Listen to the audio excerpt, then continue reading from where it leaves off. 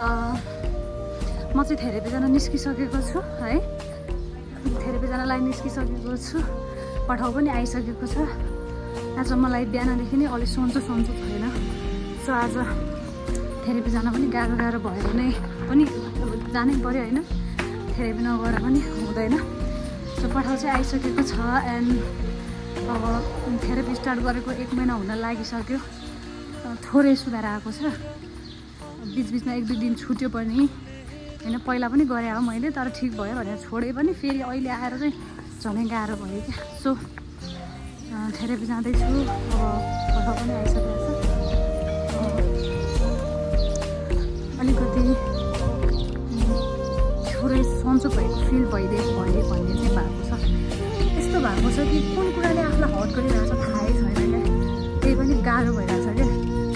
कुन चाहिँ कुराले आफूलाई गाह्रो पारिरहेको छ भन्ने कुरा चाहिँ थाहै छैन, तर पनि गाह्रो भइरहेको छ क्या। सो म फर्स्टदेखि लास्टसम्मको भ्लग चाहिँ आज साँझ मेरो नयाँ युट्युब च्यानलबाट हाल्छु, हेरिदिनुहुन्छ, माया गरिदिनुहुनेछ आशा छ है। 1 hour later. सो म चाहिँ थेरेपी गर्ने ठाउँमा पुगिसकेको छु साथीहरू। यहाँ पठाउ बुक गरेर पनि, पठाउबाट झरेर पनि एकदम विकनेस भएको थियो। सो त्यसले कारणले उता जुस अर्डर गरेर खाँदैछु।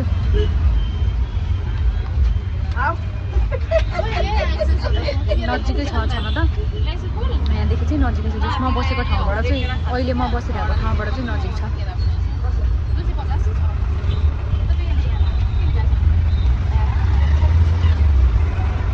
तपाईँहरूलाई पनि एन्जाइटी डिप्रेसनको कारणले गाह्रो भएको छ भने आउनु सक्नुहुन्छ यहाँ सम्झिनु सक्नुहुन्छ।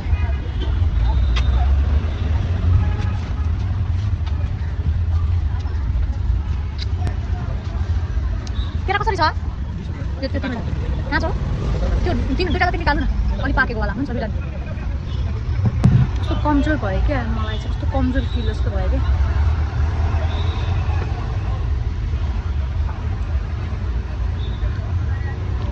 एकदमै विकनेस भए जस्तो भयो मलाई।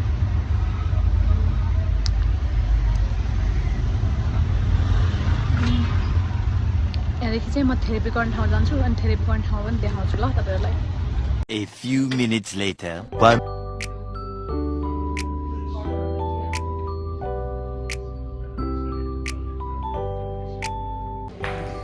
थेरेपी चाहिँ सक्यो गाइज होइन, त्यहाँभित्र चाहिँ भिडियो बनाउन अलि अलाउड छैन क्या। थेरेपी गर्ने ठाउँमा चाहिँ अलि अलाउड छैन। सो बाहिर आएर बनाउँदैछु, थोरै सानो क्लिप मात्रै बनाएँ।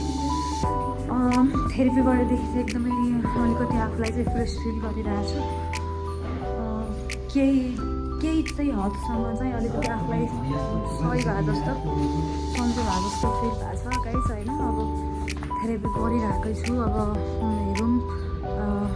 थेरेपीबाट फाइनली बाहिर निस्किसकेको छु। हाम्रो थेरेपीको घर चाहिँ यही हो। थेरेपीले चाहिँ थोरै चाहिँ अलिकति चाहिँ सहजता भए जस्तो फिल भएको छ। चाबेलमा हो हाम्रो थेरेपीको घर चाहिँ, यो हो थेरेपीको घर चाहिँ। सो अब हरेक समस्यालाई चाहिँ हामीले कसरी लिन्छौँ भन्ने कुरा हो होइन। अब कतिपय समस्याहरू यस्तो हुन्छ जसले चाहिँ मुटु गाडी दिएको हुन्छ क्या, हामीले चाहेर पनि निकाल्नै सकिरहेको हुँदैनौँ, मुटु गाडी दिएको हुन्छ। अब यहाँबाट चाहिँ म डाइरेक्टली घर नै जान्छु होला, त्यसपछि चाहिँ म भ्लग इन्ड गर्नेछु। भर्खर स्टार्ट गरेको छु, त्यति धेरै भ्लगिङ गर्न आउँदैन मलाई। सो स्टार्टिङ भएर पनि होला, अप्ठ्यारो पनि भइरहेको छ, बिस्तारै बानी पर्छ होला। सो सबैजनालाई धेरै धेरै धन्यवाद है, यति धेरै माया गरिदिनु भएको छ। यहाँदेखि चाहिँ घरमा गएर तपाईँहरूसँग केही कुराहरू सेयर गरेर अनि भ्लगिङ गर्नेछु है। भिडियो बनाउने वातावरण छैन होला धेरै